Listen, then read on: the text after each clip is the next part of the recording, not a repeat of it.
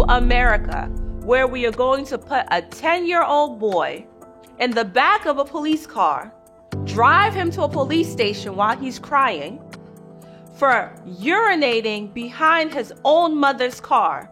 But we are going to potentially overthrow the convictions of 300 people, adults, who violently stormed the nation's capital.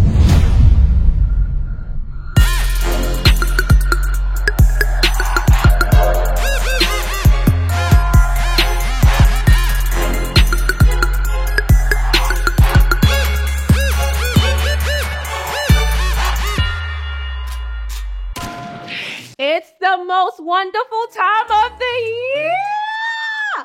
I even pulled out my ugliest sweater for you guys, brought out the Christmas tree, and even wore my Christmas tree earrings because this is our last episode of 2023. Okay, so since it's the last episode, we are going to wrap up everything. We're going to talk about Kanye West, Cardi B. We're talking about why are we putting 10-year-old children in the back of police cars? And then we're going to talk about all of the people who stormed the Capitol on January 6th and how they're trying to get their convictions or whatever you call it overturned. So stay tuned. It's going to be good. And I want to also share some of my favorite family holiday traditions with you all. So it's the Dr. Wendy Show. Get ready.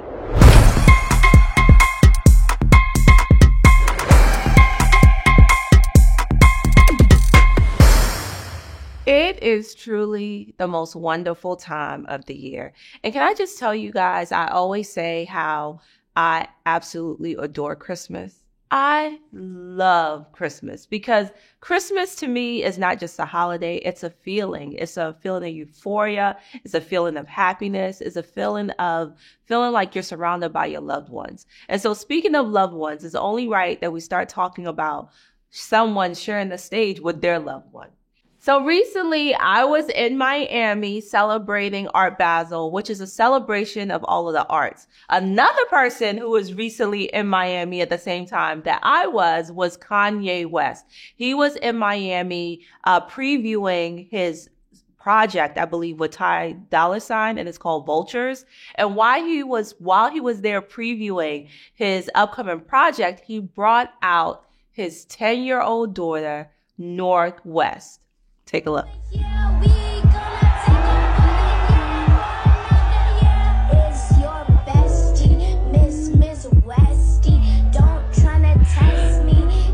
So North West is officially now going to be known as Mrs. Westy, okay? Because she said, it's your bestie, Mrs. Westy.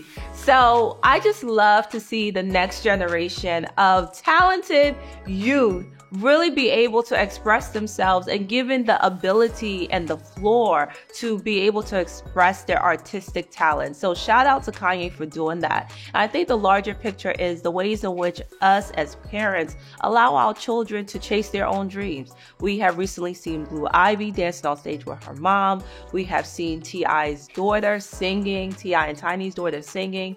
And it's just this beauty in knowing that there is a generation after us and what is it that they love and how are we as parents going to shepherd them through the process to be able to express their own talents and to be able to express their joy. So shout out to North West here known as Mrs. Westy, and double shout out to all parents who are allowing their children to be able to express themselves and, try new opportunities, because sometimes it's not the traditional route that our children want. It's something different. Maybe it's the creative art. So shout out to Mrs. Westy.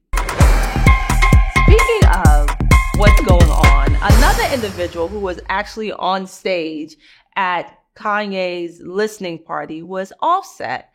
And I am so sad to hear about him and Cardi B recently calling it quits. I'm not one that gets into celebrity news, so to speak, or celebrity relationships, but I do think that when you hear about these couples who are in the limelight splitting, it lets you know that their lives are not any different than ours. They are human beings too, and they go through things and they go through rough patches in their relationships. While I wish that Cardi B and Offset are able to work this out, it makes me want to pose a larger question. Why is it that it seems as though the shelf life for these relationships that are often in the limelight are different? I have my theory. Being someone who is on a public platform like reality TV, I will say that the scrutiny in which you face once you are a public figure is very heavy. You are criticized from everything from your hair down to your toenails. You are criticized for your mannerisms. You are criticized for not only what you wear, but what you say. Being a public figure is probably one of the only times that people are criticized, not just for what they say, but for what they don't say. Recently, this week for me, I have been sharing with my team how I feel like I've just been out of body of sorts and how I've just not been myself. And with the end of the year approaching, I do believe that I'm just carrying the weight of so much stuff. And I think that for public figures, we have to give them grace. We have to give them grace. And I know you guys are like, why are we giving them grace? They have everything in the world. No, they chose this life. Sometimes we don't choose the life. The life chooses us. And at the end of the day, we're still human beings. So I send my love to Cardi B and Offset. And I know you guys have children. So my hope would be that you guys are able to work it out. But I do feel like when you are a public figure, you have more on your shoulders than people could even put into words. Like, it's so heavy. And I don't have half of the visibility that they do. But baby, when I tell you it is heavy, it is very heavy. So sending love to them. Before I start, let me just say, I was the captain of the girls' basketball team in my high school. I love basketball. My kids love basketball. My kids have 2 basketball hoops at our house, and it's just one of my favorite sports. What is going on with Draymond Green? Draymond, what is going on? If you guys may not recall, a few weeks ago, Draymond Green was also in an altercation where he put another basketball player on the opposing team in a chokehold. Now, recently, he has just been ejected for the 3rd time this NBA season. Do you guys not understand how off and weird that is? To be ejected from games 3 times in one season? Well, as a result of his most recent infraction, the NBA has determined that it will suspend Draymond Green indefinitely.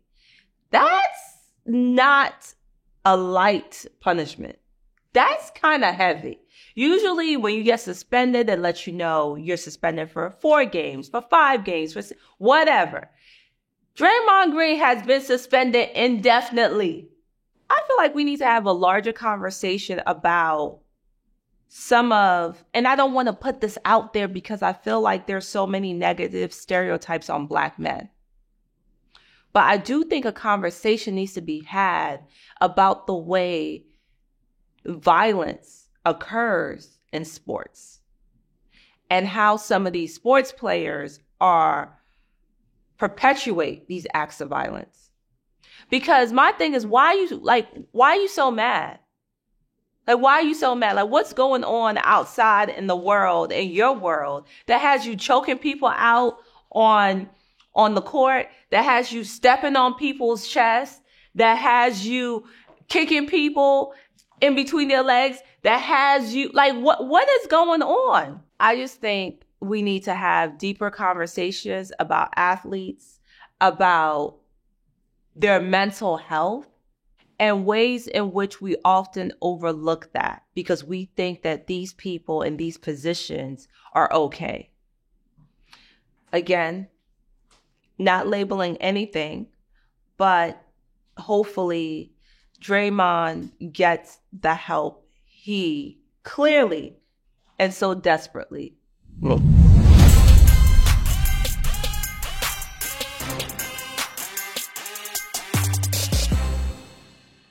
Welcome to the Fourth Degree, where we hold everyone and everything accountable. So you guys know I have a soft spot for children. I often talk about the ways in which we as adults should always protect our children. Recently, a case that was in the media a few months ago has resurfaced. Let me give you guys a backstory. In August of 2023, 10-year-old Quantavious from Mississippi was peeing behind his mother's car. When he peed behind his mother's car, officers came.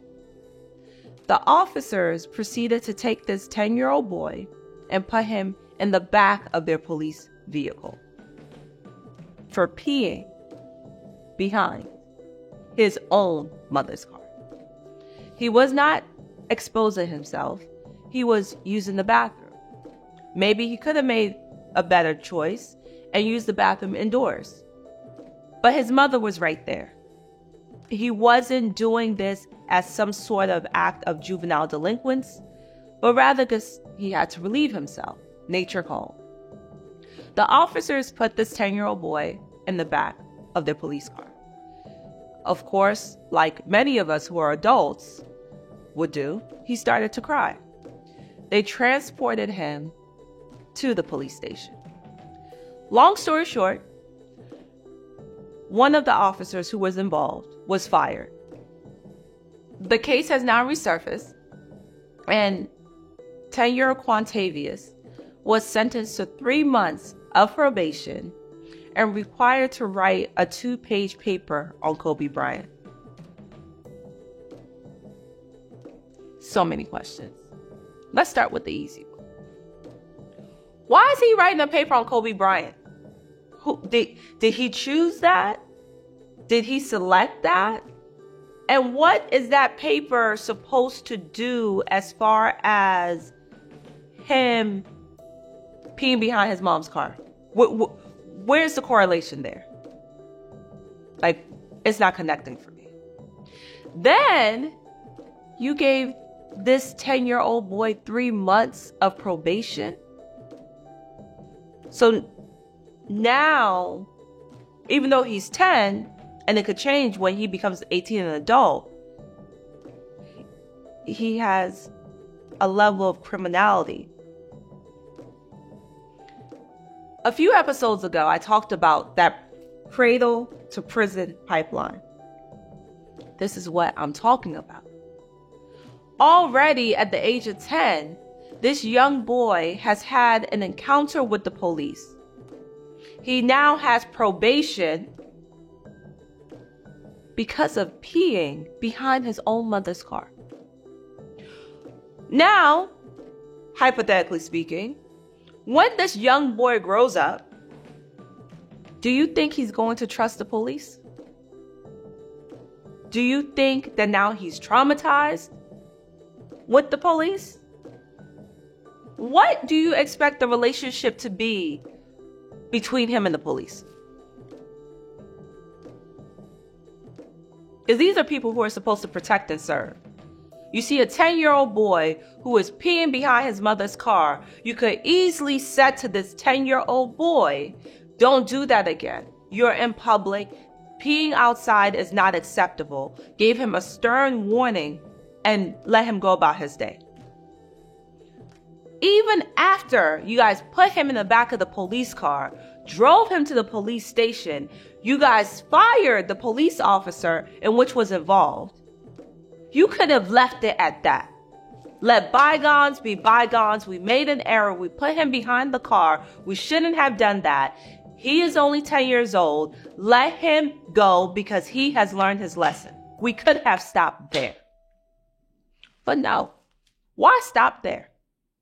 Why not turn this 10-year-old boy into a criminal? Now the 10-year-old boy has 3 months of probation. What's the end game here? Do you not think that he has already learned from his mistakes, from crying in the back of a police car and being escorted to a police station at 10 years old? What else is he going to learn?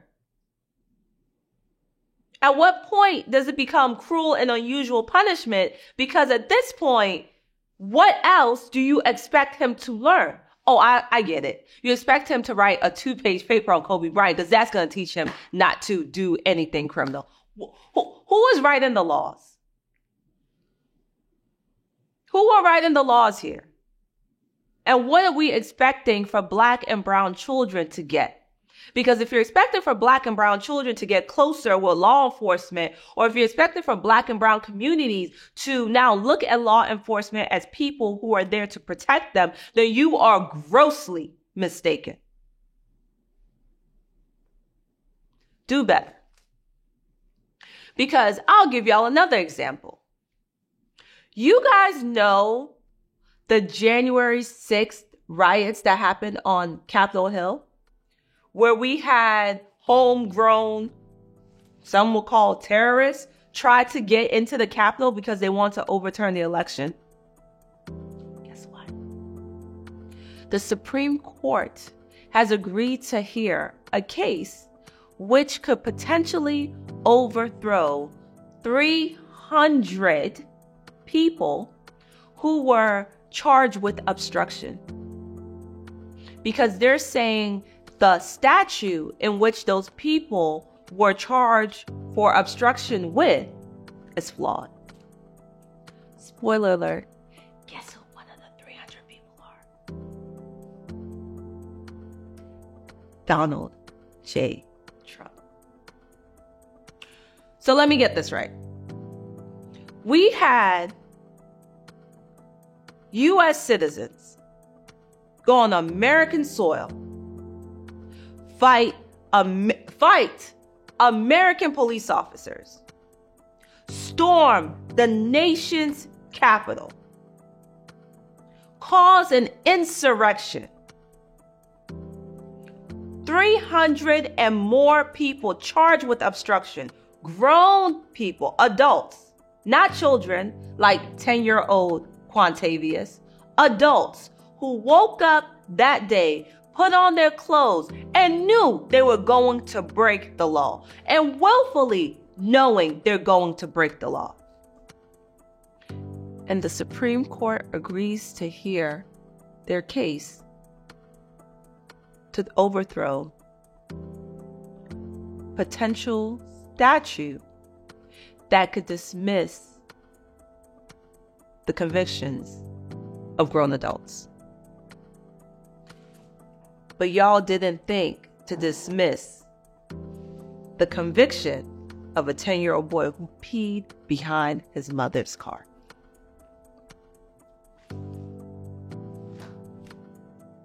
Welcome to America. Welcome to America, where we are going to put a 10-year-old boy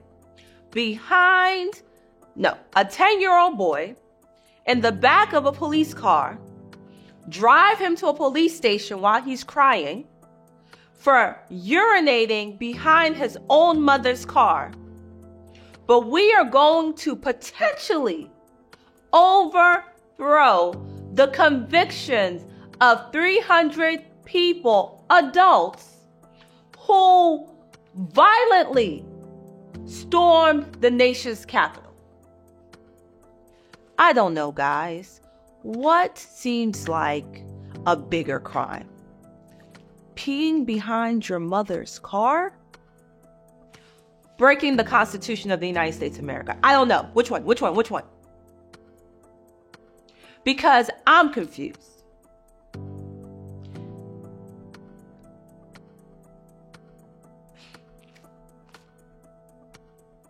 You know, there's so much I could say here, and I could keep on going.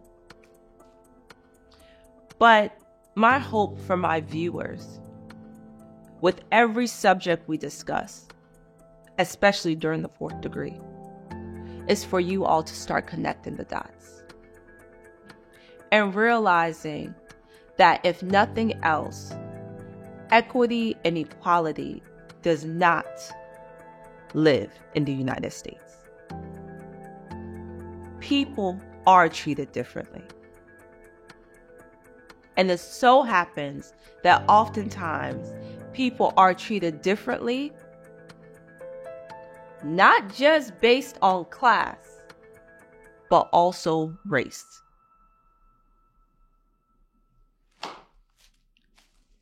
Thank you for joining me in the fourth degree.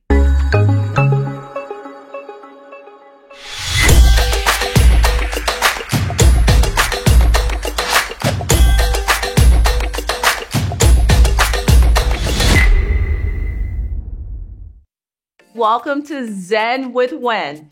This is when I talk about all things that I hold near and dear to my heart and is oftentimes centered around my family. Well, this holiday season, I wanted to share with you all some of my family traditions. You know, Thanksgiving is not my favorite, but it is the gateway to Christmas. And I absolutely love the holiday season. It's like a period of time when I completely check out of everything and I'm just home watching holiday movies with my family. My oldest son, Carter, loves Christmas movies. So we have a tradition that every single day leading up to Christmas, we just watch a Christmas movie. My family also does Elf on the Shelf. The kids really, really love that. The younger two do. Carter is getting out of it, but Cameron and Cruz absolutely wake up every day trying to find where we put the Elf on the Shelf. Another thing my family does is we always do a family photo shoot. This week, I'll be dropping the 2023 Family Osefo Family Holiday Photo Shoot. Here are some shoots from our past. We always try to do different colors. Last year we did ice blue to signify the snow. The year before that we did a black and white theme. And the year before that we did blue. I absolutely love our family photo shoots because it is a time for us all to dress up. And for mom, it's really interesting to look back on all of the pictures and see how much the kids have grown. Like, it's insane how much they have grown. Another thing that the Osefo family loves to do is we love to eat. But for us, on Christmas Day, we always do a seafood spread. That's something that our family is really big on because during Thanksgiving, we do the traditional meals as well as the Nigerian meals. But on Christmas, we always do a seafood spread. And you know what? Another thing that I like that I forgot to mention is when we do decorate our house before the people come to trim the tree, we blast at the highest level Mariah Carey's All I Want for Christmas Is You, and my whole family dances. That is our song. I think Mariah Carey goes #1 every single holiday season solely because of the Osefo family, because we always are playing that song in our house. So I am just wishing you and yours a joyous holiday season. I am wishing you and yours the happiest of holidays, however you celebrate it. You know, life is so precious. It really is. And we have to enjoy the moments that we're here, but we also have to do it with the people we love. So from me to you, wishing you the happiest holiday. As I told you guys on the Thanksgiving episode, if you don't hear anyone tell you they love you, know I love you. And my wish for all of us is for 2024 to be even greater than our wildest imagination. May everything we touch, may everything we say be a success. We're going to manifest it together. Positivity, good vibes, success, abundance, and blessings. Merry Christmas, Happy Hanukkah, whatever you celebrate, happy Kwanzaa, but most of all, a happy, happy New Year.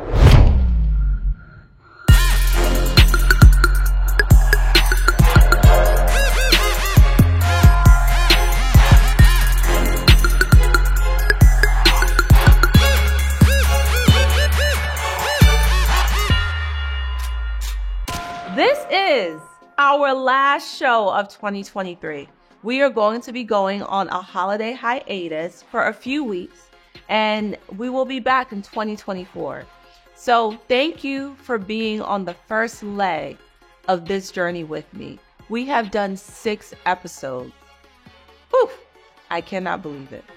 Thank you so much. And as promised, I promise you guys that I will shout you out. So thank you so much for watching the show. I also want to give a shout out real quick to Teach Jackie. I saw the YouTube short you made. I was watching Dr. Wendy Osefo. It is great. She started off with teaching us about politics. And I just want to say thank you. You're right. I am going to commit myself to changing my own hair so my daughter can see mommy wearing braids just like her. So thank you for that. I open myself up to any feedback that you guys give me. And I really appreciate not just you giving me feedback, but making a video giving me feedback. Thank you. And your daughter is so pretty. I want to give a shout out to American Kendall. Hi, how are you? Your message really touched me, and I just want you to know that you're not alone. So this holiday season, know I am thinking about you. I hope you have the most joyous holiday and sending you so much love. And I also want to give a shout out to the people who are in the chats when the show is going live and you guys are blowing it up. Shout out to Jamaican Barbie. Shout out to Delightful by Design. Shout out to Kay, spelled Khay. I am Tiffany with Annie, Dier R. And shout out to Ayana Bradley. I appreciate your comment. And I also want to shout out to my glam team. You guys are always in the comments shouting out my glam team. So I want to shout out my makeup artist, Arika, my hairstylist, Dallas. I want to shout you guys out. Thank you so much for all that you do. And a special shout out. All right. You got to come closer for this one. Come close. I have to shout out my videographer and producer, Carlos. Carlos is the person behind this. I always see you guys in the comments saying how great the production value is, how nice the set is, how everything is just flowing. Carlos is responsible for that. So shout out to the man behind the camera who does all of the recording, the editing, taking the pictures, and putting this all together, the set design. Shout out to Carlos. Here goes his picture. Thank you guys for everything. Thank you for watching. Wishing you and your loved ones the happiest of holidays. Sending you so much joy in the new year. And guess what? I'll see you in 2024. Woo! Great.